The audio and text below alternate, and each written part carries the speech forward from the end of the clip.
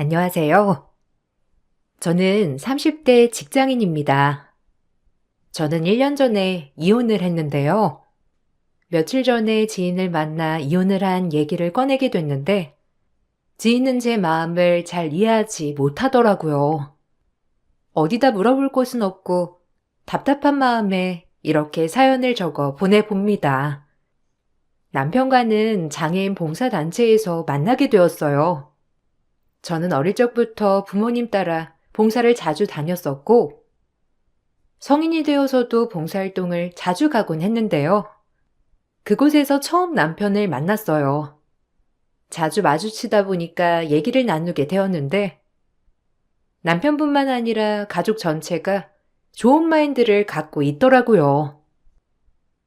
주리 씨는 혼자서 매번 이렇게 봉사활동 오시는 거예요? 와, 진짜 대단하시다. 직장 다니면서 쉬는 날에 이렇게 오는 게 쉬운 건 아닌데, 거의 한 달에 한 번은 꼬박꼬박 오시는 거 아니세요? 보면 주리 씨만큼 열심히 봉사활동 오시는 분 찾기 힘들거든요. 대단하신 것 같아요.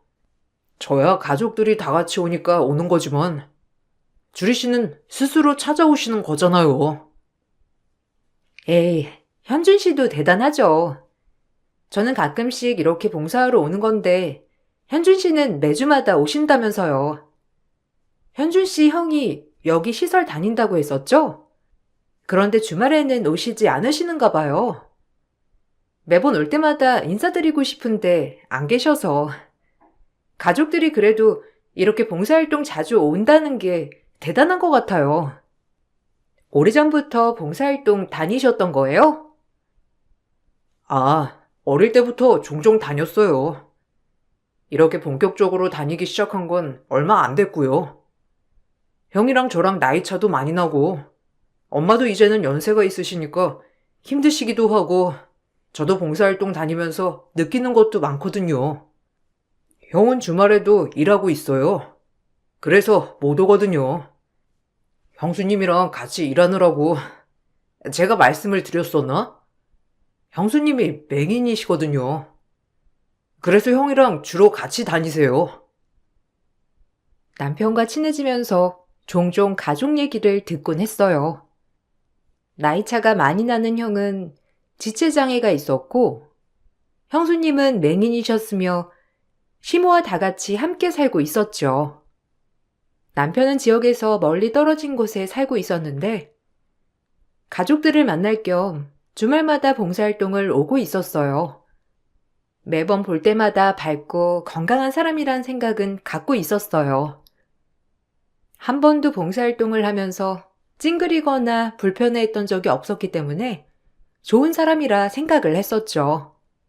그렇게 저는 남편과 가까이 지내다가 연애를 시작하게 되었어요.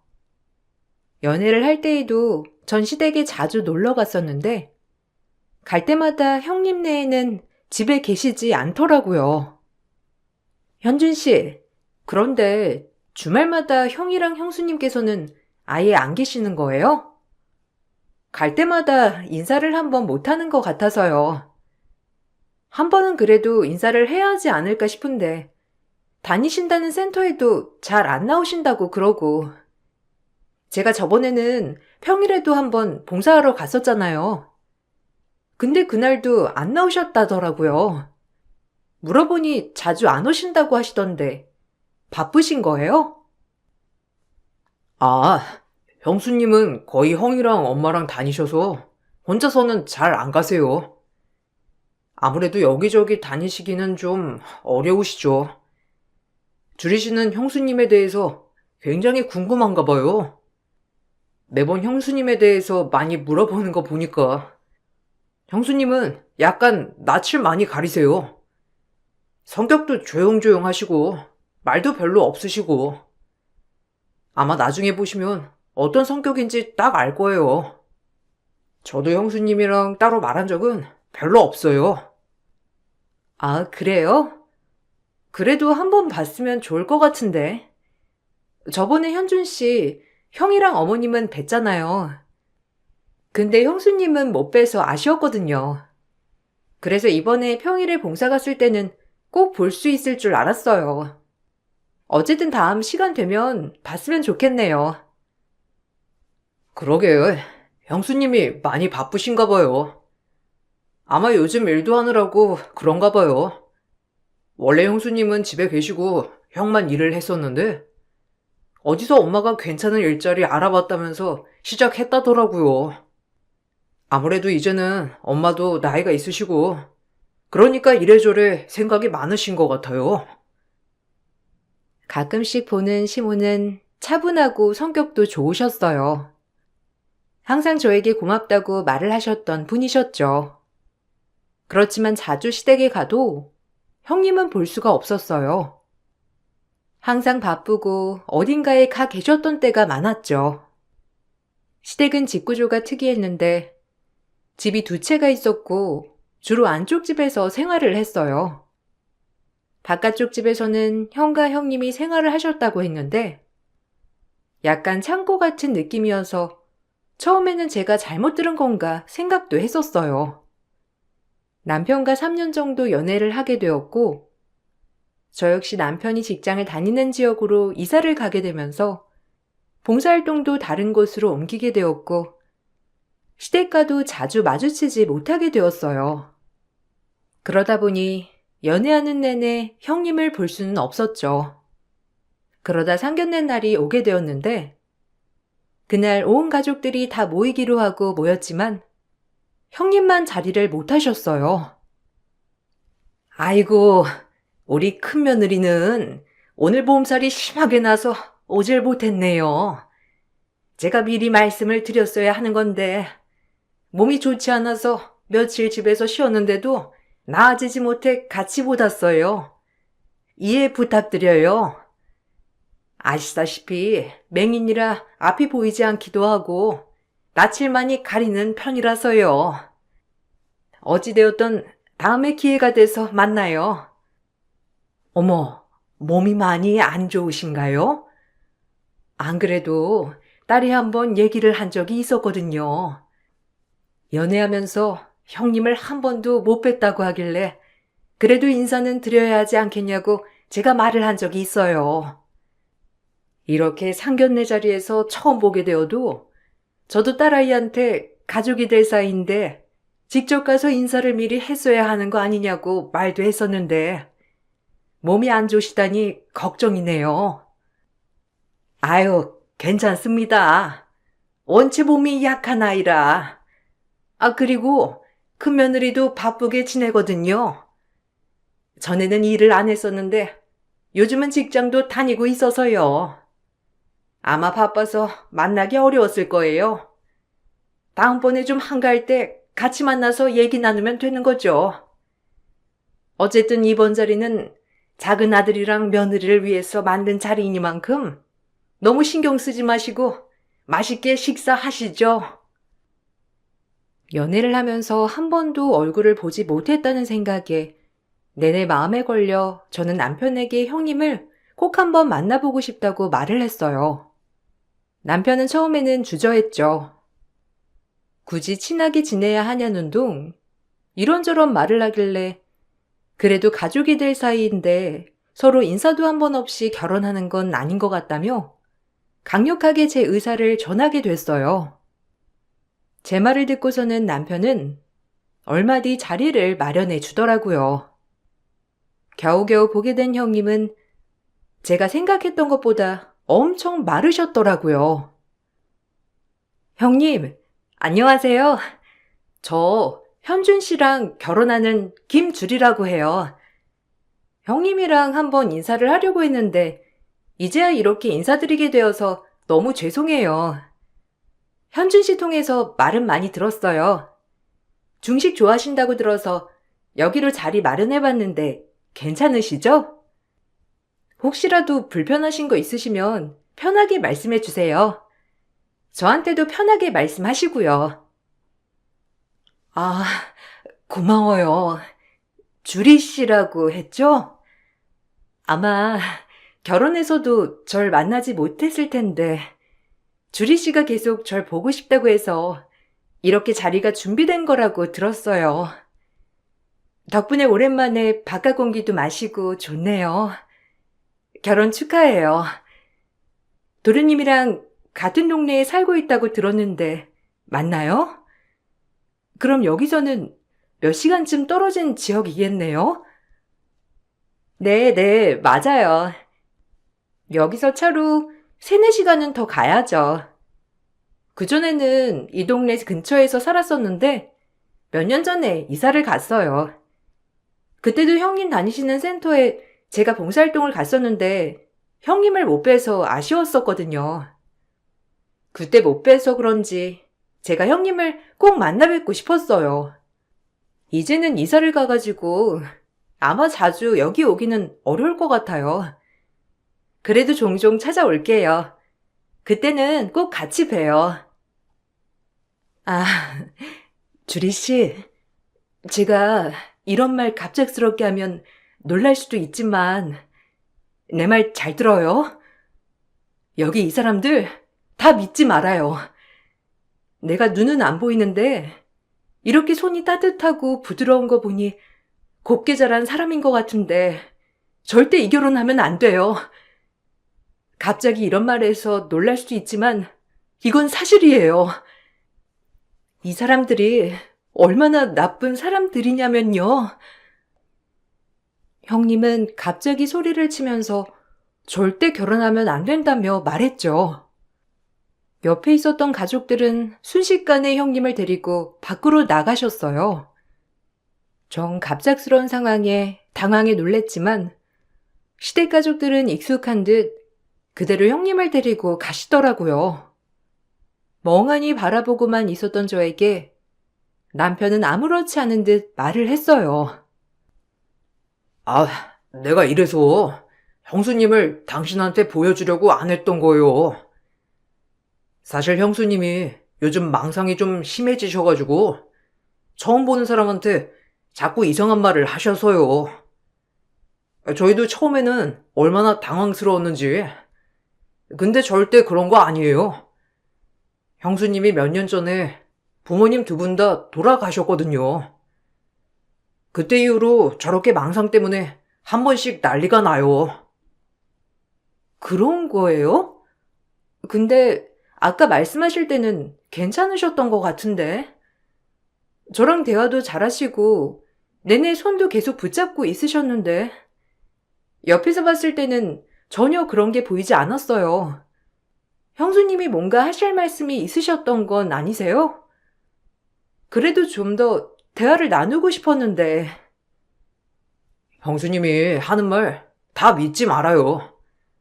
저도 처음에는 저한테 하도 엄마가 이상하다 어쩐다 해가지고 놀랬었는데 보니까 그게 아니더라고요. 눈이 안 보이시니 한번 마음이 삐뚤어지기 시작하시니까 다 자기를 속이고 있다고 생각하셨던 것 같아요. 엄마도 그것 때문에 스트레스 많이 받으셨는데 지금은 그냥 받아들이시고 형수님 부모님도 다 돌아가셨으니 엄마가 다 감당하시겠다고 하셨어요.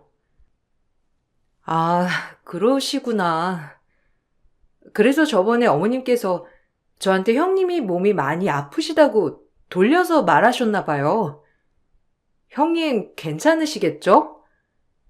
아까 보니까 뭔가 저한테 할 말이 많으신 것 같았는데 다시 얘기를 한번 들어보는 게 좋지 않을까요? 아니에요. 형수님도 망상에 사로잡혀서 그러신 거예요. 안 그래도 저한테 자꾸 엄마가 뭘 숨긴다 어쩐다 그러시는데 솔직히 이제는 아무리 설명을 해드려도 안 믿으시니까 저도 어떻게 해야 할지 모르겠네요. 어쨌든 너무 신경 쓰지 마세요. 엄마랑 형이 잘 정리할 거예요. 첫 만남이 너무나 강렬했기 때문에 전 다음 만남에서 더 긴장을 할 수밖에 없었어요. 결혼을 며칠 앞두고 가족들이 모두 모여 식사를 할 때 그때 다시 형님을 만날 수 있었는데 그때는 또 전에 봤을 때와는 다르게 무척이나 밝고 활기가 있어 보였어요. 그래서 그때 내가 잘못 봤겠구나 생각을 했었죠. 그렇게 결혼을 하게 되었어요. 결혼식 날도 형님은 몸이 좋지 않아 참석을 못한다고 들었죠. 그런데 그 말이 너무 신경이 쓰이더라고요. 몸이 좋지 않다는 게 결국 또 망상 때문에 힘드신 걸까 생각이 들어 신혼여행지에서도 내내 신경이 쓰였어요. 그래서 시모에게 연락을 드렸죠. 어머님, 저희 신혼여행지 잘 도착했어요. 많이 피곤하시죠? 어제부터 이래저래 신경 쓰실 일도 많으셨을 텐데 식사는 하셨어요? 여기는 이제 저녁이라서 저녁 먹으려고요. 오늘 저희 이것저것 선물들 좀 사려고 해서요.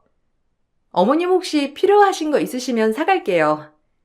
아, 그리고 어머님 혹시 형님 옷 사이즈 아세요? 형님한테 선물 좀 드리려고요. 대충 사이즈는 알 것 같은데 그래도 정확한 게 좋을 것 같아요. 아이고, 뭘 그런 것까지 신경을 써. 안 사와도 되니까 니들만 거기서 재미있게 놀다 와. 그리고 갔다 와서도 집까지 올 필요 없어. 그냥 전화 한 통만 해주고. 형님 걱정 때문에 많이 신경 쓰였구나. 그네는 지금 괜찮아. 약 먹고 지금 자고 있어.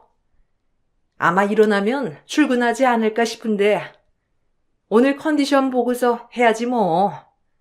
우리 너무 신경 쓰지 마. 우리가 알아서 할 수 있으니까 니들은 니들 생활만 신경 쓰면 돼. 아니에요. 어머님 혼자서 고생하시는데 형님이랑 어머님 따뜻하게 입으실 겉옷이랑 이것저것 좀 사갈게요. 신혼여행 갔다 오면 바로 갈게요. 남편한테도 그렇게 말했어요. 그래도 결혼식에도 형님 못 오셨는데 이번에 가서 얼굴이라도 봐야 될 것 같아서요. 그럴 필요 없어. 그네가 요즘 몸이 안 좋아서 출근을 못했더니 아마 니들 다녀오고 나서는 내내 일하느라 정신없을 것 같아.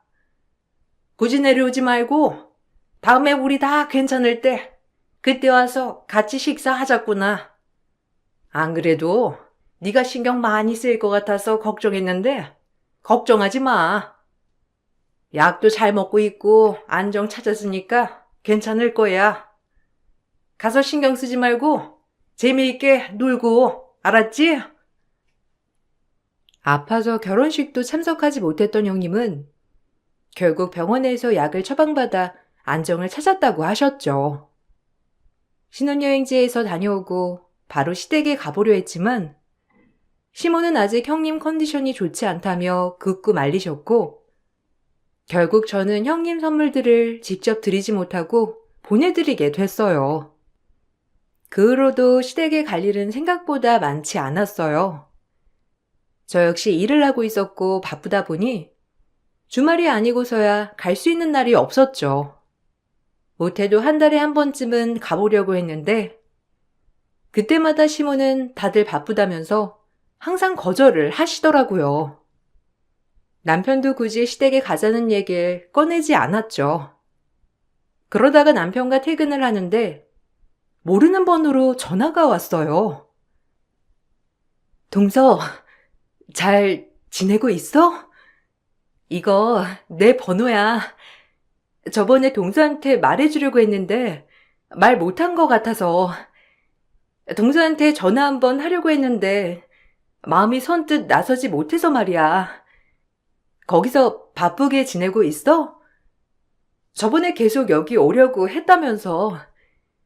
동서, 여기 오지 마. 여기 내려오지 말고. 도련님이랑은 잘 지내고 있지? 무슨 일은 없는 거지? 어머, 형님. 형님 전화가 있었어요? 어머님한테 여쭤봤을 땐 없다고 하셨는데 아니었나? 하여튼 형님, 어떻게 번호하시고 전화하셨어요?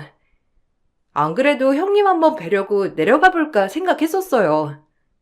근데 어머님이 형님도 바쁘시고 정신 없으시다고 다음에 내려오라고 하시더라고요. 저도 여기서 회사 다니느라 평일에는 시간을 내기가 쉽지 않아가지고요. 형님은 몸 괜찮으세요? 저번에는 몸살이 나셔가지고 병원에 가셨다면서요. 아, 내가 아팠대? 동서, 혹시 어머님이 동서 괴롭히거나 그러는 건 아니지? 내가 걱정돼서 전화했어. 동서한테 자주 오라고 전화하거나 그런 건 아니야? 혹시 집에 들어와서 같이 살자거나 그렇게 말하시진 않지? 어머님이요? 아니요. 그런 말씀은 전혀 안 하셨는데. 저도 일이 바빠서 내려가 보진 못했었고, 가끔씩 통화할 때면 어머님도 많이 바쁘시더라고요. 형님은 요즘 일 어떠세요? 저번에 많이 아프셔가지고 일이 많이 밀려 있어서 바쁘다고 하시던데, 괜찮으세요? 동서, 내 말 잘 들어? 나 하나도 안 아파. 사실 내가 이거 몰래 전화하는 거거든. 동서 번호를 몰라서 한참 헤매었어. 동서, 옆에 누구 없지? 내가 몰래 말해주려고 했는데. 형님이 저에게 무언가를 말하려고 하는 순간 남편은 갑자기 제 전화를 빼서 자기가 말을 하더니 끊어버렸어요. 저는 당황스러운 얼굴로 남편을 쳐다봤고 남편 역시 무척이나 당황스러워 하더라고요. 한 번도 이런 적이 없어서 순간적으로 크게 화를 냈어요. 남편은 처음에는 놀라하더니 차분하게 저에게 말을 했죠. 도대체 이게 뭐 하는 짓이야? 형님 전화를 왜 그런 식으로 끊어버려? 아니, 형님이 나한테 할 말이 있으니까 나한테 전화가 온 거 아니야? 그렇게 갑자기 가지고 가서 끊어버리면 어떡해? 형님도 당신이 갑자기 받으니까 얼마나 당황스러우셨겠어. 근데 형님 전화가 있으셨어? 저번에 당신이랑 어머님한테 물어봤을 때는 없다고 하신 거 아니었어? 그게, 원래는 형수님 전화가 있는데, 자꾸만 쓸데없는 말을 다른 사람들한테 해가지고, 엄마가 어디다가 뒀다 그랬는데, 아마 그거 찾으셨나봐. 안 그래도 형수님이 자꾸 당신이랑 만나고 싶다고 하는 바람에, 얼마 전에도 엄마랑 엄청 싸웠대. 뭐가 그렇게 할 말이 있는 건지. 아까도 뭐라 그랬어? 형수님 또 이상한 말 한 거 아니야? 아니, 그냥 몰래 전화하는 거라고 할 말이 있다고 하시던데. 그리고 어머님이 우리랑 같이 살고 싶다고 하신 적 있으셔? 형님이 어머님이 우리한테 같이 살자고 한 적 없냐고 물으셨어. 근데 형님 진짜 망상이나 이런 걸로 아프신 거 맞아? 대화하는 거 보면 전혀 그런 게 느껴지지 않긴 하는데. 아무래도 내가 잘 모르니까 그러는 건가? 그래. 당신은 잘 몰라서 그냥 괜찮은가 보다 할 수 있는 거야. 근데 나중에 느낄 거야. 우리가 어떤 말을 하고 있는지. 그리고 자꾸 이런 식으로 한 번, 두 번 받아주기 시작하면 형수님이 자꾸 자기한테 전화한다니까. 그러면 계속 당신이 이런 식으로 받아줘야 하고 불편하지 않겠어? 아직 형수님에 대해서 당신이 잘 아는 것도 아니고 다음에 상황 보면서 만나. 남편의 말로는 불편한 상황이 생기지 않게 미리 방지하는 거라고 했지만 제가 보는 남편의 태도는 뭔가 이상했어요. 형님은 그 후로 전화가 오지도 않았고 제가 다시 걸어봐도 받지 않으셨죠. 그렇게 몇 달이 흘러 결혼 후 첫 설 명절이 찾아왔어요. 그날은 형님도 집에 계셨는데 제가 보낸 옷을 입고 계시더라고요. 형님, 와, 옷 너무 잘 어울리시네요. 오늘은 컨디션이 괜찮으세요? 며칠 전에도 제가 내려오려고 했는데 어머님이 형님 몸이 안 좋으시다고 해서 못 왔어요. 그때 제가 형님 드리려고 옷 사가지고 왔는데 오늘 드리고 갈게요. 형님, 그리고 오후에는 뭐 하세요? 저랑 같이 드라이브 갔다 오실래요? 여기 근처에 좋은 드라이브 할 곳 있더라고요. 가족들은 집에서 쉬고 저랑 형님만 갔다 와요. 동서, 고마워. 동서 덕분에 이렇게 따뜻한 옷 오랜만에 입어보네. 동서가 나 입으라고 외투도 보내줬다면서? 내가 동서한테 너무 고마워서 눈물이 다 났어. 동서는 별일 없지? 잘 지내고 있는 거지? 혹시 지금 주변에 누구 있어? 지금 아무도 없어요. 어머님 잠깐 마트 가신다고 나가셨고, 아주버님이랑 남편은 마당에서 뭐 좀 고친다고 밖에 있는데. 왜요? 저한테 무슨 하실 말씀이라도 있으세요? 형님 편하게 말씀하세요. 안 그래도 저한테 뭔가 하실 말씀이 있으신 것 같던데. 아, 그게, 동서, 이것 좀 가지고 있어봐. 동서가 혹시 내가 미쳤다고 생각해? 동서, 나 하나도 안 미쳤어. 미친 적도 없고, 동서가 믿을지 안 믿을진 모르겠지만, 아마 이 열쇠로 열어보면 동서도 다 알게 될 거야. 내가 한참을 찾아도 도저히 찾을 수가 없었어. 그런데 자꾸 어머님이 어딘가 들어간다는 건 알고 있었는데, 제발 그것 좀 찾아서 열어봐줘. 형님은 저에게 열쇠 하나를 손에 쥐어주셨어요. 그러고서는 저에게 무언가를 기뜸해 줬는데, 전 그걸 듣고선 깜짝 놀랄 수밖에 없었어요. 정말 형님의 말이 사실이라면 큰 사건이라고 생각이 들었어요. 그렇지만 지금까지 시댁 식구들은 형님이 망상이 있다고 했기 때문에 무작정 믿을 순 없었죠. 가족들이 모두 정신이 없는 사이에 형님이 말한 곳을 찾아야 되겠다 생각을 했어요. 그러던 와중에 마트에 갔던 시모가 집으로 왔죠. 시모는 집에 도착하고선 무언가를 급하게 찾고 있더라고요. 세아가, 혹시 금색 열쇠 준 적이 있니? 아니, 아까 나가기 전엔 바닥에 떨어진 것 같은데 아무리 찾아도 어디 있는지 보이질 않네. 내가 눈이 잘 안 보이나? 분명 집 어딘가에 떨어져 있는 것 같은데 아닌가? 밖에서 내가 모르고 떨어뜨렸나? 아이고, 그거 중요한 건데 어디 갔나 모르겠네. 혹시 바닥에 떨어진 거 보이면 꼭 나한테 줘야 해. 알았지? 열쇠요? 열쇠는 모르겠는데. 혹시 어떻게 생긴 거예요? 무슨 열쇠예요? 집에 열쇠 쓰이는 곳이 있었어요? 중요하신 거면 빨리 찾아야 하시는 거 아니에요? 집에라도 떨어져 있으면 좋지만 밖에 떨어져 있으면 다른 사람이 주워갈 수도 있잖아요. 어느 정도 크기예요? 제가 한번 꼼꼼하게 찾아볼게요. 중요한 열쇠이긴 한데, 아유, 못 봤으면 됐다. 너무 신경 쓰지 말거라. 내가 알아서 한번 찾아볼게. 집에 없으면 내가 나가면서 떨어뜨렸나 보다. 잠깐만 집에 좀 있어줄래? 나랑 애들이랑 나가서 좀 찾아보고 와야 될 것 같은데. 형님은 그냥 방에 있으라고 하고, 혹시라도 바닥에 떨어져 있는지만 찾아봐줘. 알았지? 찾으면 바로 연락 주고. 일단 나는 나가서 찾아볼게. 시모는 두 아들을 데리고선 밖으로 나갔어요. 저는 이때다 싶어 집안 곳곳을 찾아봤죠. 형님은 그동안 시모가 뒷방에 자주 들어간 것 같다며 말을 하셨어요.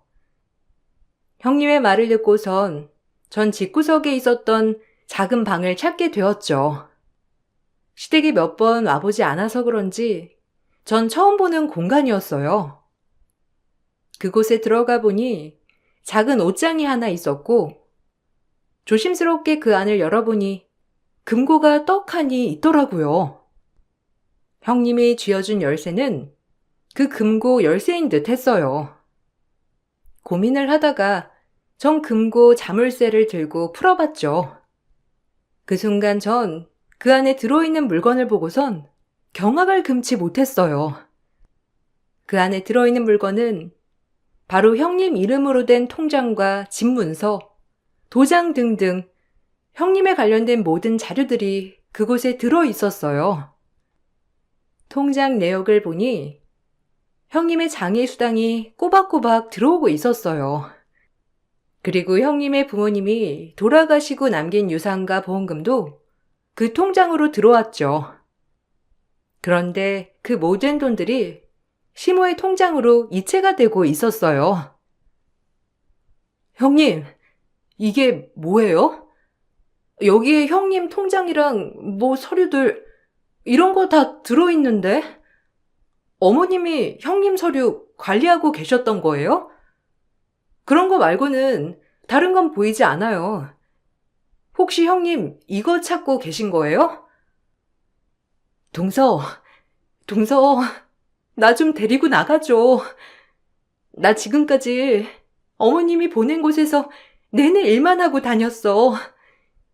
아침 새벽부터 나가서 저녁까지 맹인 안마로 일하고 들어오면 밥도 제대로 못 먹고 바로 잠들어 다음날 새벽부터 또 나가서 일했어. 그렇게 번 돈 어머님은 자기 생활비 한다고 다 가져가 버리고 나한테 옷 한 벌 제대로 사준 적 없어. 네? 형님, 주말에만 일하신 거 아니셨어요?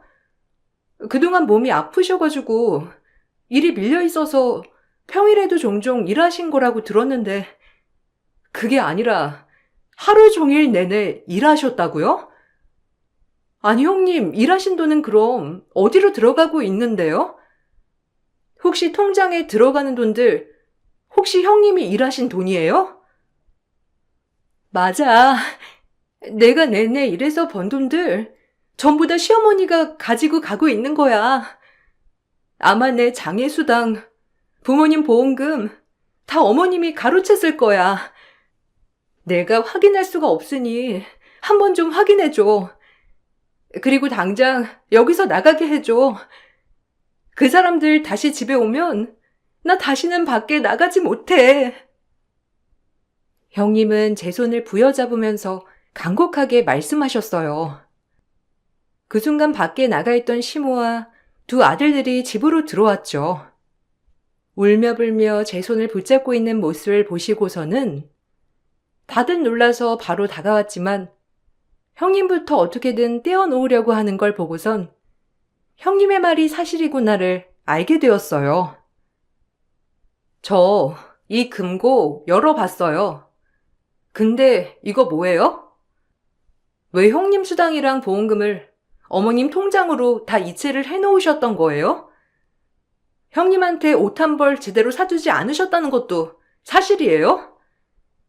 그리고 주말에만 일하신다고 하셨는데 형님은 내내 일만 하신다고 하는데 이것도 사실이에요? 아니, 그게 아니라 얘가 맹인이잖니. 뭐 들어오면 날기를 해 뭐래. 내가 관리를 해줘야지. 그리고 내가 밖에 나가서 생활비를 벌 수가 있니? 나보다 젊은 사람들이니 먹는 양도 나보다 훨씬 많고 생활비도 배로 더 드니 당연히 내가 생활비 받고 관리를 해야지. 네가 지금 이것만 보고 놀랄 수 있는데 사실은 우리가 대신 관리를 해주는 거야.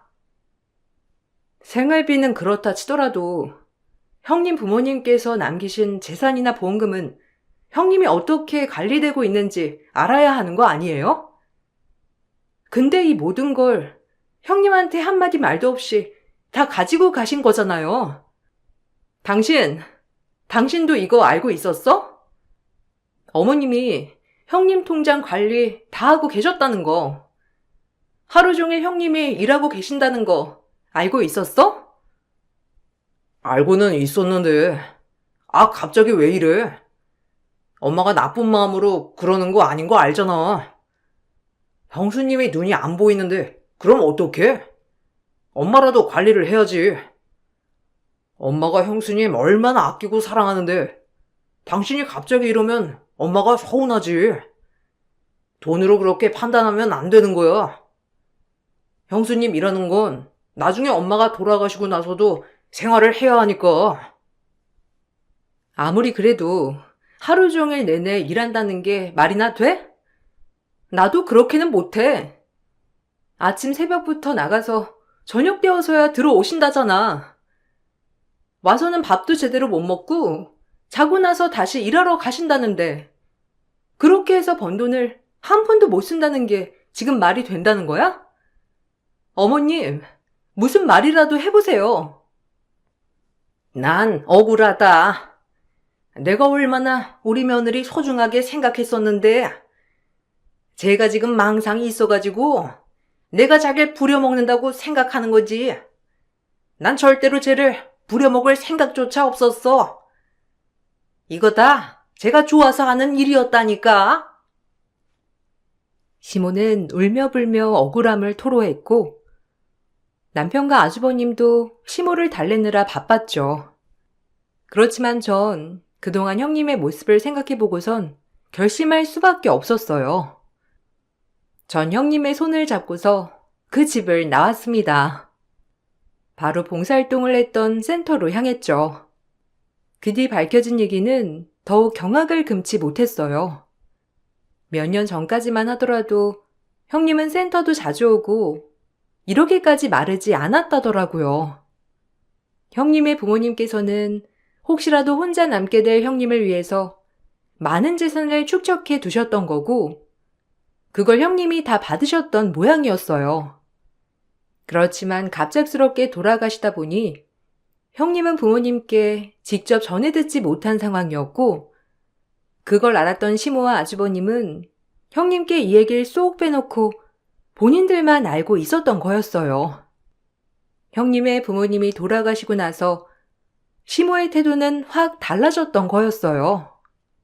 받아놓은 유산이 얼마 없다고 형님에게 말을 했고 그동안 시모를 믿고 있었던 형님은 시모에게 일을 다 맡겼던 모양이었어요. 결국에는 시댁 식구들은 그 모든 보험금을 받고선 입을 싹 닫아버린 거예요. 형님은 그동안 친정 부모님에게 어느 정도 생활비를 받으면서 살아왔었는데 그게 중단되었다고 생각하니 일을 시작하게 되었고 밤낮 없이 일을 했던 거였어요. 그런데 이상하게 지체장애가 있었던 남편은 일을 하지 않고 있으니 수상하다 생각만 하고 있던 거였죠. 장애 수당이나 형님이 벌어온 돈에 대해서 시모에게 물어봤지만 생활비가 많이 나간다며 제대로 설명도 해주지 않았어요. 시모는 많은 돈을 받으면서도 한 번도 제대로 된 옷을 사준 적도 없었더라고요. 그동안 여러 번 자신의 상황을 다른 사람들에게 말하려고 했지만 그때마다 시모와 시댁 식구들은 형님이 부모가 돌아가시고 망상이 시작됐다면서 속여왔던 거였어요. 형님은 부모님 두 분 다 돌아가시고 난 후에 우울증이 있으셨고 병원 진료 내역이 있으니 다른 사람들은 시댁 식구들의 말을 믿을 수밖에 없었던 거였죠. 모든 사실이 밝혀지고 난 후 시모는 고소를 당했고 처벌을 받게 되었어요. 전 남편에게 이혼을 청구했지만 남편은 받아들일 수 없다고 했죠. 여보, 내가 뭘 잘못해서 이혼을 한다고 그래? 내가 그런 것도 아닌데. 차라리 내가 평생 엄마를 안 볼게.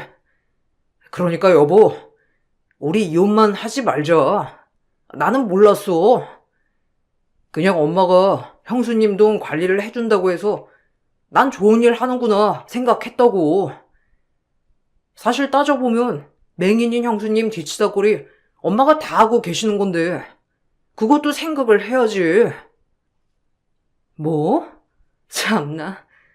누가 돈 관리를 대신 해주면서 그걸 다 쓰냐? 당신은 머리가 없어? 형님은 부모님이 유산 남기신 것도 전혀 모르고 계셨어. 장애 수당이 나와도 옷 한 벌 안 사주셨다는데 그게 말이나 돼? 안 그래도 내가 이상하다고 생각했어. 형님이 너무 마르고 옷도 너무 얇았거든. 그래서 내가 외투 보내드렸는데 그거 어머님 방에 있었던 거 당신 알잖아. 그냥 방에 둘 수도 있는 거지. 그거 하나하나 다 따지면 어떡해? 엄마가 좋은 마음으로 그러셨던 거야. 당신도 봉사활동 하면서 알잖아.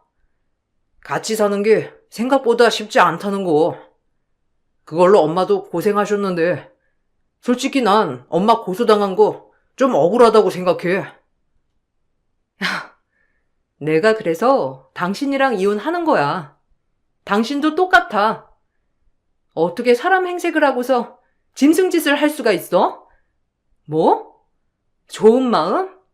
좋은 마음이 있다는 사람이 자기 자식은 고생 안 하게 일도 다 그만두게 하고 집에서 놀고 먹게 하면서 남의 자식은 막말로 눈도 보이지 않는 사람한테 하루 종일 일을 하게 시켜? 이게 무슨 좋은 사람이 하는 일이야.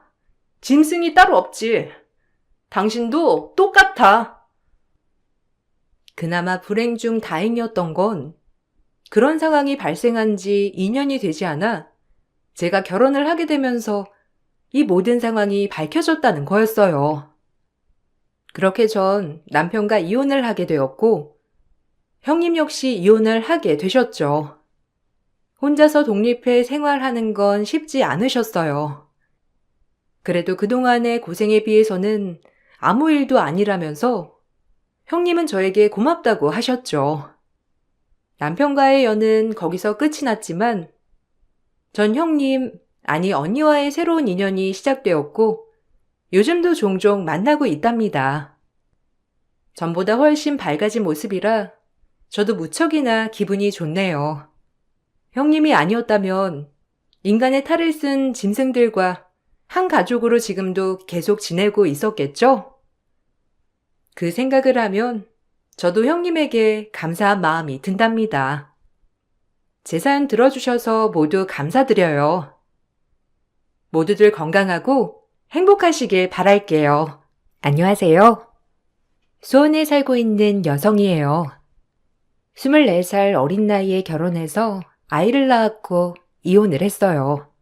한 번의 실패가 있었기 때문에 정말 더 멋들어지게 살고 싶었고 그로 인해 많이 노력했습니다. 아이가 있었던지라 처음엔 재혼을 생각하지도 않았지만 제 나이 이제 막 30대에 접어들었기 때문에 주변에서 많은 사람들이 소개를 시켜주더라고요. 하지만 아이를 위해서 소개를 받지 않았어요.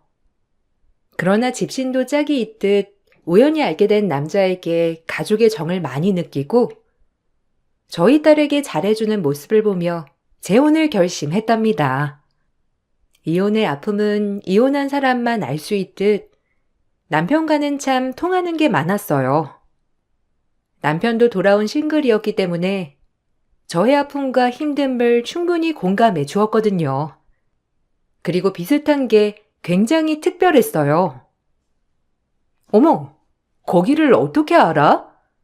거기 완전 마니아층만 아는 덴데. 진짜 신기하다. 나랑 같은 도서관 다닌 것도 신기하고. 이런 게 운명이지. 진짜 이러려고 이혼했나 싶다니까. 솔직히 완벽한 소울메이트를 만난 기분이라 신기해. 그러니까 말이야. 잘하면 우리 과거에 어디선가 우연히 자주 마주쳤을 것 같아서 너무 신기하기도 하고 특별해. 짜맞춘 것처럼 모든 게 비슷한 남편과의 만남이었어요. 제 주변에선 신중히 결정하라고 했지만 제 아이를 이렇게 좋아해주고 저에게 잘해주는 남자를 찾기가 쉽지 않겠다는 결론을 내리게 되었고 재혼을 결심하게 되었어요. 하지만 상대적으로 전 아이가 있고 아이가 없는 남편이었기에 시어머님은 저를 굉장히 좋아하시지 않았습니다. 대놓고 반대하시기도 하였어요. 너도 이혼을 했지만 하필 애 딸린 이혼녀냐? 혹이 딸렸잖아. 너 그 애를 네가 평생 키울 수 있을 것 같아? 절대 안 되지. 엄마, 걱정하지 마요. 내 불행한 인생 정말 끝이니까. 나 이제 착하고 좋은 여자랑 살고 싶어. 그 집 아이도 날 얼마나 잘 따르는데. 그러니까 허락해줘요. 엄마도 내가 행복한 거 보고 싶다고 했잖아요. 그러니까 좋은 마음으로 봐줘요. 의사만 아니면 절대 허락 안 했어. 그나마 돈은 잘 벌 거 아니니. 그거 하나 보고 허락해 주는 거니? 똑바로 처신해. 그리고 네가 왜 불행해? 지들이 다 복이 없어서 이렇게 된 건데. 너 절대 그렇게 생각 마. 네 탓은 하나도 없는 거야. 결국 저희는 재혼을 했어요. 아이까지 있는 마당에 시어머니에게 미움을 받고 시작한 재혼이었지만 이젠 실패하지 않으리란 생각으로 제 행복만을 꿈꿨답니다. 시어머니를 생각하면 사실 이렇게 재혼하는 게 맞나 싶었지만 아이가 남편을 너무 친아빠처럼 따랐기 때문에 그 모습도 참 포기할 수 없었어요. 이기적일지라도 제 아이의 행복이 우선이었던 마음이었거든요. 하지만 시어머니는 만만한 분이 아니셨고 언제나 저에게 늘 갑인 것처럼 행동을 하셨어요. 저 역시 그런 것들을 참기란 쉽지 않았지만 애가 없는 남편이 남의 애를 내 자식처럼 키워주는 모습을 보고 저 역시 어머니께 잘해야겠다고 생각했어요. 우리 아들이 왜 혹을 데려다가 키워야 하는지 모르겠다만 네가 그렇게 잘 나가는 성형외과 의사라며? 나 보톡스랑 필러인가 뭔가 좀 놔줘라. 요즘 노화가 왔는지 얼굴이 팍 상했잖아. 내 노화에 너도 한몫했으니 앞으로 네 병원 자주 갈 거야. 네, 언제든 말씀만 해주시면 예약 따로 잡아 놓을 테니 편하게 말씀해 주셔요. 제가 어머님은 당연히 잘 놔드릴게요. 엄마, 의사 며느리 두니까 너무 좋지? 거봐. 엄마가 제일 좋을 거라니까. 괜히 그러신다. 우리 앞으로 잘 살아보자고. 제가 그거 아니면 볼 거 있냐? 솔직히 의사 아니었으면 허락하지도 않았어. 뭐 며느리야. 솔직히 손 안에 넣고 주무르기 좋으면 좋은 거지. 그나마 이혼하고 애까지 딸렸으니 고분고분한 거지. 아가씨였어 봐. 지 잘난 맛에 살겠지. 시연이 그런 애 아니야. 얼마나 어른들한테 깍듯한데. 엄마도 그러니까 좀 좋은 시선으로 봐줬으면 좋겠어요. 얼씨구 팔불출이냐? 너 남자 홀리는 재주는 있나 보다.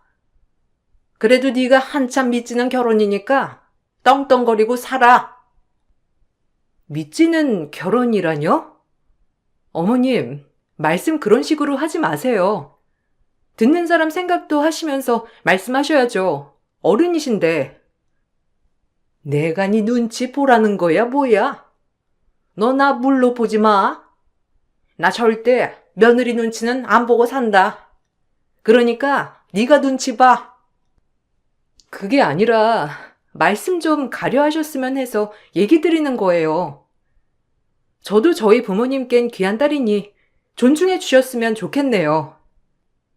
시어머니에게 죄송한 마음이 있던지라 정말 잘해드리고 싶었지만 시어머니는 절 그럼에도 받아주시지 않았답니다. 가부장적인 모습도 굉장히 강했었던 시어머니였기에 남편을 하늘처럼 떠받들으라는 말도 스스럼 없이 하셨어요. 한 번은 제가 병원 일로 바빠서 아이의 준비물을 미처 챙기지 못했었고 그날 출근을 하지 않은 남편에게 아이의 준비물을 대신 챙겨달라고 부탁을 했었거든요. 이 모습을 본 시어머니는 노발대발 난리가 났고 퇴근 후 집에 오니 제 얼굴에 날아온 건 다름 아닌 걸레짝이었어요. 아이는 제 모습을 보고 놀라 소스라치게 울어버렸고 남편 또한 당황하더라고요. 이 미친 것아! 네가 감히 우리 아들을 부려먹어? 내가 이러라고 장가 보내는 줄 알아? 네 새끼면 네가 챙겨야지. 왜 우리 경수 보고 뒤치다꺼리를 하라고 해? 너 이러려고 재혼했냐? 애한테 집사 같은 게 필요해서 한 거냐고? 어디 변명해봐. 말을 해도 진짜 얄밉게만 하시네요. 그걸 지금 말이라고 하시는 거예요? 그리고 지금 어디서 경우 없게 이런 행동을 하시죠? 부부고 이제 아이 아빠면 그 정도는 해줄 수 있는 거 아닌가요? 그럼 전 어머니 보톡스 놔드리려고 결혼했나요? 뭐? 너 결혼했다 이거지? 이제 뭐 잘 보일 필요 없다 이거냐? 어디서 시어머니 말하는데 눈을 부라리고 대들어? 어머님이 저한테 걸레짝 집어 던진 건 잘한 일이고요. 살다 살다 뭔 이런 경우가 있는지. 당장 사과 안 하시면 전 가만 안 있을 거예요. 당신도 뭐라고 말 좀 해봐. 내가 지금 걸레짝 맞을 행동을 한 거야? 당신이 입이 있으면 말을 해보라고. 엄마는 그냥 내가 또 아들이니까 혹시나 이런 심부름들이 잦을까봐 그러신 거지. 당신이 이해해. 당신 착하잖아. 착하면 다 참아야 하니? 이런 말 하고 싶진 않지만 전부인한테도 이렇게 대해서 당신 이혼한 거 아니야? 입이 있으면 말해봐. 뭐라고? 이게 아주 사람 잡겠네.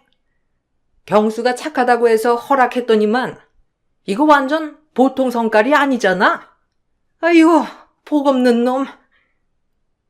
남편에게 의중을 물으니 오히려 어머님을 이해하라는 남편이었고 너무 당황스럽더라고요.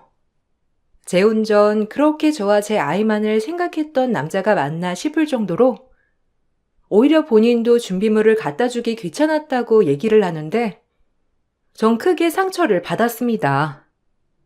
제 부탁을 안 들어줘서가 아니라 이제 정말 부부고 아이 아빠라고 생각했어서 그런지 너무 남 같은 발언에 실망했거든요. 하지만 충격은 여기서 끝이 아니었어요. 알고 보니 자식이 없다고 한 남편은 사실 어린 아들을 둔 아빠였더라고요. 여기가 우리 전 남편 현 와이프가 하는 병원 맞죠? 저 전처예요. 뭐 의사라고 얘긴 들었는데 미모가 좀 있네요. 하긴 이가 여자 외모는 엄청 따지긴 하죠. 요새 양육비가 2달째 안 들어와서 대신 찾아왔거든요. 돈 좀 주실래요? 양육비라뇨? 그리고 이한테는 아이가 없었던 걸로 아는데 무슨 양육비 타령을 하는 건지. 저 바쁘니까 나가주세요. 모르셨어요? 와, 이경수 이 인간. 우리 애까지 숨기고 재혼을 해? 뭐 면접은 하지 않지만 그래도 아이 아빠예요. 못 믿겠으면 확인해 보셔도 돼요. 전 당당하니까요. 이렇게 큰 병원을 하실 정도면 돈도 좀 있으신 것 같은데 깔끔하게 주시죠. 아, 그리고 이경수 그 남자 너무 믿지 마요. 내가 불면 이경수 인생 끝장나는데. 뭐 바로 터지면 재미없으니까 참고 있어요. 어디서 압박질이야 당신? 하고 싶은 말 있으면 당당히 해. 그리고 돈 얘긴 애 아빠 만나서 해. 안 나가면 신고할 줄 알아. 나중에 나한테 고맙다고 할걸? 당신도 재혼이라면서 너무 쉽게 결정한 거 아니야? 됐고, 오늘은 이쯤 하죠. 얼굴 도장 찍었으니. 진료 시간에 소란을 피우는 남편의 전처였고, 그로 인해 아이 아빠라는 게 들통이 나버렸어요. 남편은 그제야 싹싹 빌었고, 시어머니 또한 저에게 혹 달린 여자라고 늘 비난을 하셨는데, 본인 아들 또한 자식이 있었다는 것을 제가 알게 되자 꿀먹은 벙어리였어요. 정말 미칠 듯 배신감과 분노가 치솟아 오르더라고요. 정말 잘해보고 싶은 2번째 결혼이었기에 충격은 컸습니다. 말하려고 했는데 말할 기회가 없었어. 근데 그 애는 아예 안 만나. 사실 엄마가 엄청 싫어했거든, 그 여자를. 그래서 아이도 그 여자 핏줄이라고 바로 줘버린 거야. 애가 생겨서 어쩔 수 없이 한 결혼이었어서 그런지 진짜 정도 없어. 진짜 너무한다. 그래도 그 아인 당신이 아빠라고 당신만 기다릴 텐데 날 속이고 아예 만나지도 않고 진짜 배신감 든다. 그러면서 우리 애한테 그런 마음이 들지? 당신 진심이 다 왜곡돼 보여. 여태까지 해왔던 행동들이 진심인지 묻고 싶다고. 좀 봐줘라. 남자가 어쩌다가 그럴 수도 있지. 그리고 네 딸이 지금 얘를 그렇게 따르는데 너 또 이혼할 수 있어? 어머님은 지금 아무 말씀도 하지 마세요. 저 간신히 참고 있는 거거든요. 차후에 제가 어떻게 할지는 제가 판단해요. 아니 저것이? 이제 나를 아주 바지사장 취급해? 아휴, 기막혀. 아들, 뭐라고 말 좀 해봐. 내가 지금 이렇게 당해야 해? 엄마는 좀 가만히 있어요. 자기야, 내 말 좀 들어봐. 내가 다 설명할게. 남편 말을 들어야지. 왜 남의 말을 듣는 거야? 전 그 길로 딸아이를 데리고 집을 나와버렸고, 그렇게 재혼한 지 4개월 만에 저희는 별거에 들어갔어요. 제가 금세 별거에 들어갔다고 하자 친정엄마는 정말 슬퍼하셨고 딸아이마저 아빠를 보지 못하는 거냐고 계속 물었습니다. 그리고 그 와중에 남편은 계속해서 아이 학교를 찾아가 아이를 설득하며 저를 다시 만나고 싶어 했더라고요. 머리로는 아니라고 생각하지만 그 모습에 마음이 흔들려 결국 남편을 용서하였고 대신 저와 남편은 한 가지 약속을 하게 되었습니다. 당연히 당신 말 들어야지. 나도 이번 결혼은 진짜 실패하고 싶지 않아. 첫 번째 결혼을 진짜 철없을 때 저질렀다면 지금은 내가 선택해서 한 결혼이니 더 잘 살고 싶거든. 나도 이제 내가 지켜야 할 사람들이 누구인지 확실히 알았어. 약속 지켜. 우리 처음에 결혼했을 때 약속했던 것처럼 나랑 당신 그리고 우리 아이 셋이 사는 거야. 알겠지? 알겠어. 엄마한테는 내가 잘 얘기할게. 어차피 우리 원래도 분가하기로 했던 거잖아. 그러니까 걱정 마셔요. 결혼 전 원래가 분가 예정이었지만 시어머니의 격한 반대로 같이 살게 되었던 나날이었고 이번에 이런 일이 터지면서 전 남편을 용서하는 대신 저희끼리 나가 살고 싶다고 얘기하였어요. 가장 중요한 건 할머니와 계속 살게 되면 저희 아이가 좋은 말을 많이 듣고 잘할 것 같지 않은 느낌이 들었기 때문에 강력히 분가를 주장하게 되었답니다. 하지만 이 사실을 알게 된 시어머니는 제가 일하는 병원에 쳐들어와 삿대질을 하며 환자들 앞에서 저에게 소리를 지르더라고요. 우리가 너한테 좀 잘못했기로써니 지금 나랑 내 아들을 갈라놓는다는 거야? 네가 의사면 다고 돈 잘 벌면 다야. 여기 환자분들, 이 며느리가 글쎄 시어머니 알기를 아주 우습게 알고 제 아들을 꼬드겨서 절 고려장 시키겠다네요. 지들끼리 나가 살고 이 늙은 시애미를 혼자 살게 내버려 둘 거랍니다. 어떻게 생각하세요? 이런 의사한테 시술 받고 싶으세요? 지금 뭐 하는 짓이에요? 지금 누가 큰 소리를 낼 판인데 어디 와서 행패입니까? 당장 안 나가면 신고할 거니 그리 아세요. 팔자도 더러운 게 너 나 떼놓고 절대 우리 아들이랑 같이 못 살 줄 알아? 이 세상에 나랑 아들 딱 둘뿐인데 어떻게 떨어지니? 나 그 전 며느리랑도 같이 살았었어. 우리 아들이랑은 떨어져서 살아본 적도 없다고. 그러니까 네가 포기해. 아들이 또 이혼남 되는 꼴을 보고 싶으세요? 보아하니 왜 전 와이프랑 이혼했는지 이제야 알겠네요. 얼마나 지지고 볶아댔으면 이혼을 했을까요? 아들을 또 망치려면 그렇게 하시던가요? 어떤 게 아들을 위한 선택인지 잘 한번 생각해 보세요. 뭐?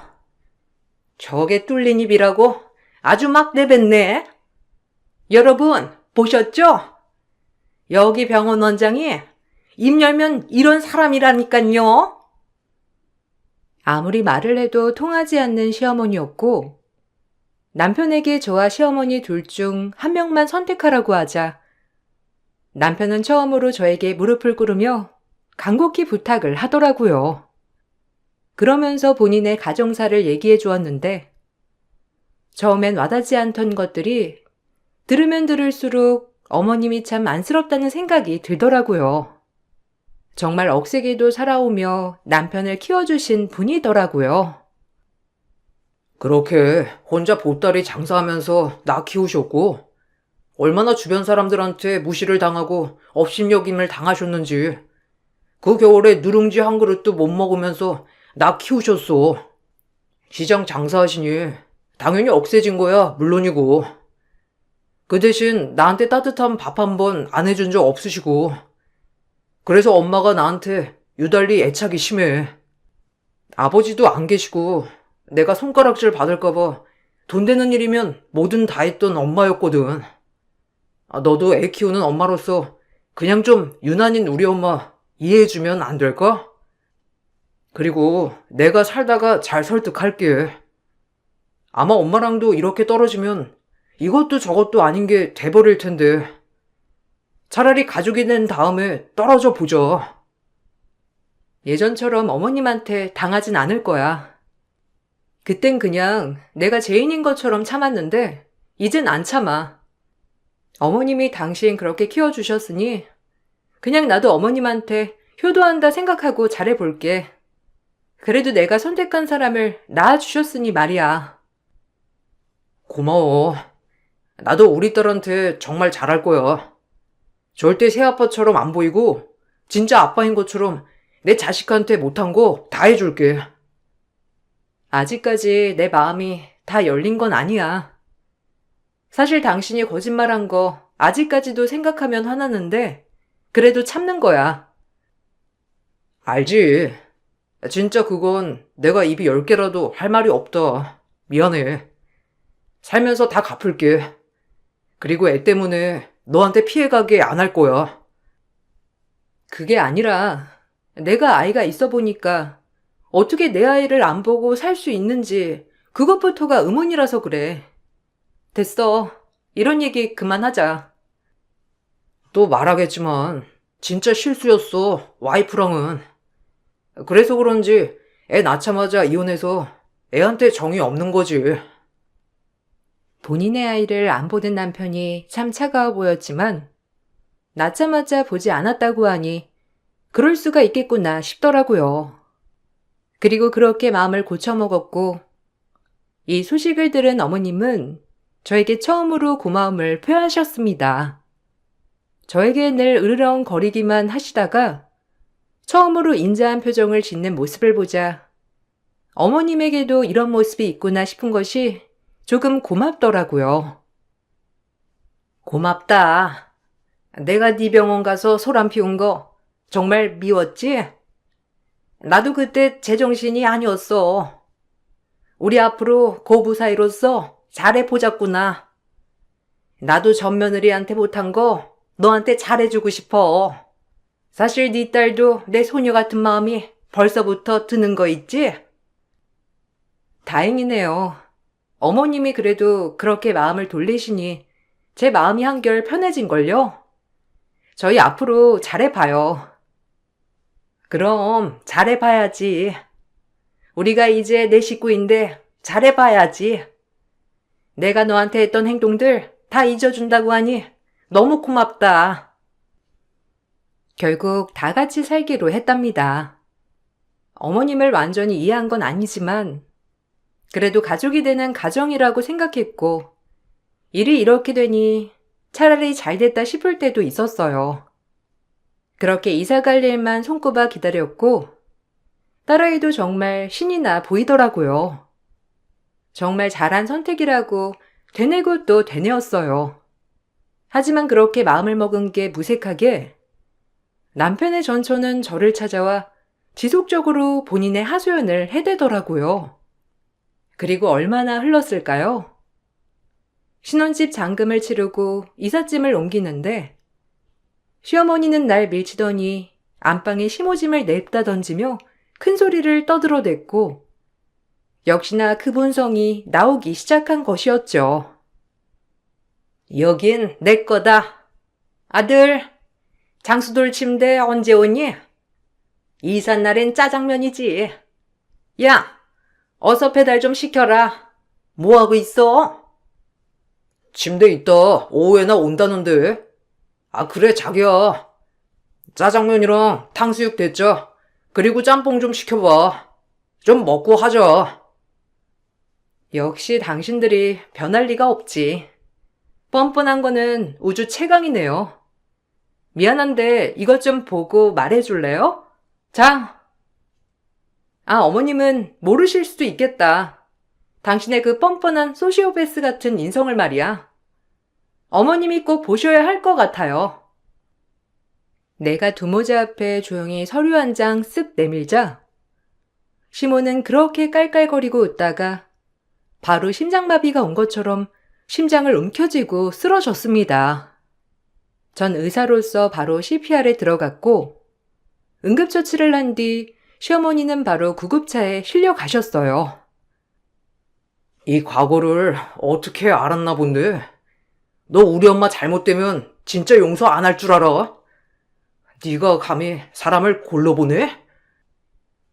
용서 같은 소리 하네. 니네 엄마도 아실 건 아셔야지. 넌 그리고 인생 끝났어. 이제 하직이라고. 어디서 날 압박해? 압박? 내가 너한테 빌어주니까 내가 엄청 우습나 본데? 나 그렇게 만만히 볼 사람 아니거든? 너 가만 안 둘 줄 알아? 구급차 안에서도 남편은 저에게 저따위 막말을 뱉었고 본인의 죄를 반성하지 않는 남편을 보고 사람이 아니란 생각이 들었어요. 그리고 곧이어 병원에 도착해 처치를 받은 시어머니는 곧바로 입원을 하였고 한참 뒤 정신을 차리게 되었습니다. 그리고 전 그 길로 시어머니가 보는 앞에서 경찰을 불렀고 남편은 시어머니 앞에서 바로 경찰에 끌려가는 신세가 되고 말았죠. 자기야, 이거 오해야. 내가 그럴 리가 없잖아. 설마 이거 어디서 듣고 온 거야? 정미자 만난 거야? 진짜 아니라니까? 변명은 경찰서에 가서 해. 이혼하고 의지할 데 없이 내가 만만해 보였나 본데 나 그렇게 우스운 애 아니거든. 겁줄 때는 언제고 이제 와서 오해래? 경찰분들 오니까 무섭긴 한가 봐? 내가 설마 참을 줄 알았니? 너 같은 인간을? 저기요, 잠깐만요. 형사님들, 이거 오해라니까요. 자기야, 얼른 나랑 얘기 좀 해. 그 여자 정신병자인 거 내가 말했잖아. 아까는 엄마가 쓰러져서 내가 잠시 눈이 돌았어서 너한테 그렇게 말한 거야. 그러니까 제발 아니라고 말 좀 해줘. 남편은 경찰에 끌려가면서도 끝없이 주둥이를 놀려댔고 하지만 결론적으로는 질질 끌려가는 행색이 되었고 그 모습에 시어머니는 절 다그치며 노발대발 하셨답니다. 본인이 그렇게 애지중지 하늘이라고 키웠던 아들이 끌려가는 꼴을 본 시어머니는 제가 아무리 설명을 해드려도 이해하지 못했고 받아들이려고 하지 않았어요.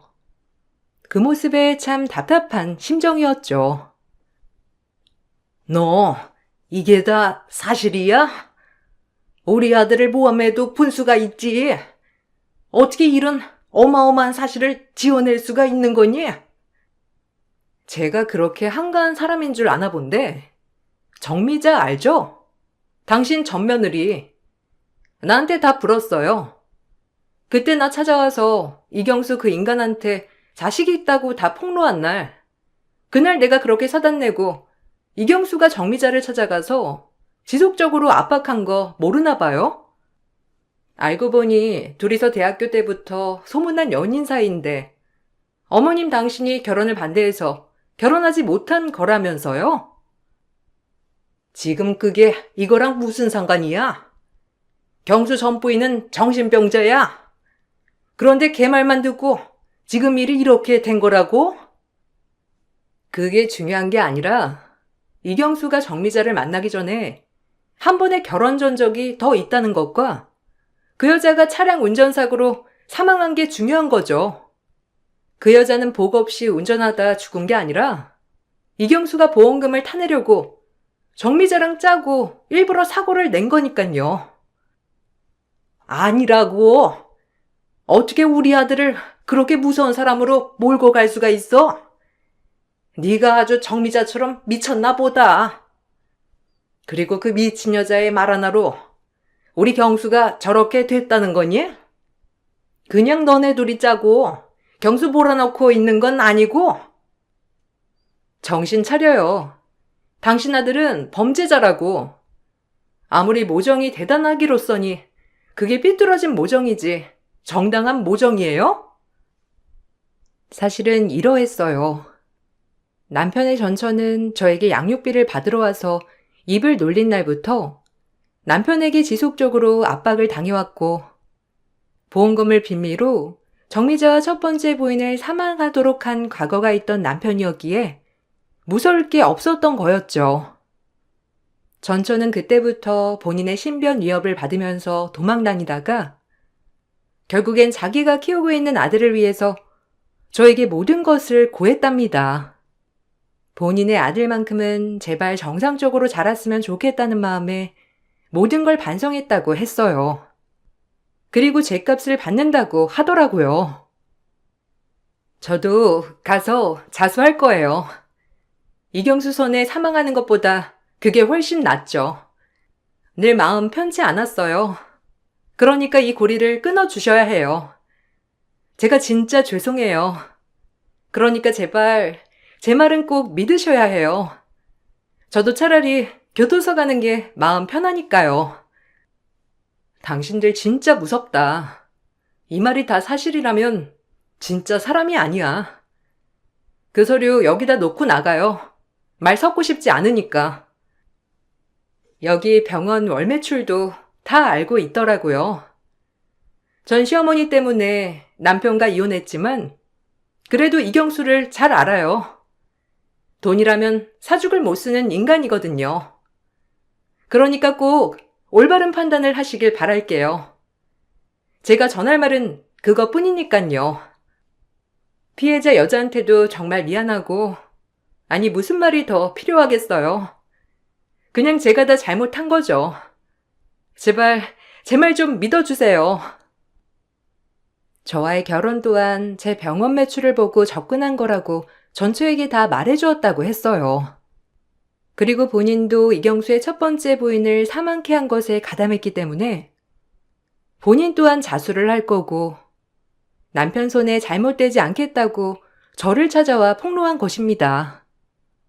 전 부인에게 받은 첫 번째 부인 간의 결혼 사진, 그리고 보험금 수령 내역에 대한 서류들을 받고 곧바로 경찰서에 신고했고 이사하는 날 일부러 이렇게 판을 짜고 친 거였어요. 시어머님 본인 아들에 대한 서류를 건네받고 갑작스럽게 심장마비가 왔답니다. 원래도 부정맥이 심했던 시어머니였기에 큰 충격을 받고 잠시 심장마비가 온 것이었고 저였어도 충격이 컸을 것 같긴 했지만 시어머니와 남편의 행동에 괘씸하여 참을 수가 없었어요. 그럼에도 시어머니는 인정을 하지 않더라고요. 우리 아들이 그럴 리가 없어. 그 여자를 잘못 만나서 그런 거야. 물든 거라고. 우리 아들이 범죄자일 리가 없잖아. 모든 부모들이 자기 자식은 특별하다고 생각하죠. 그렇게 남자는 하늘이라고 하더니 그 하늘이 무너졌네요, 어머님. 아니지, 이제 아주머니라고 불러야 하겠죠?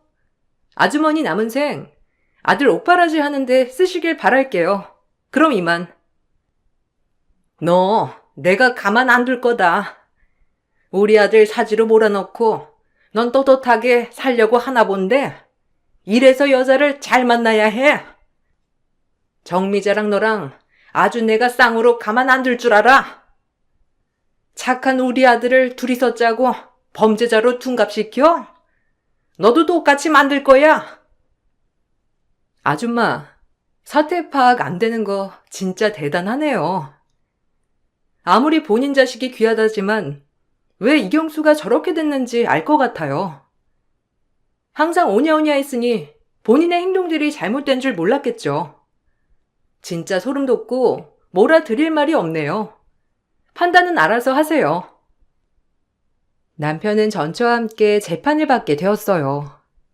사망에 이르게 한 죄였기 때문에 형사재판을 받게 되었고, 저 역시 남편에게 혼인 무효 소송을 걸고 싶었지만 이혼 소송이 빠르다는 변호사의 말에 이혼 소송으로 진행하게 되었답니다. 뭐든 해서 빨리 이 관계를 끊어내 버리고 싶었어요.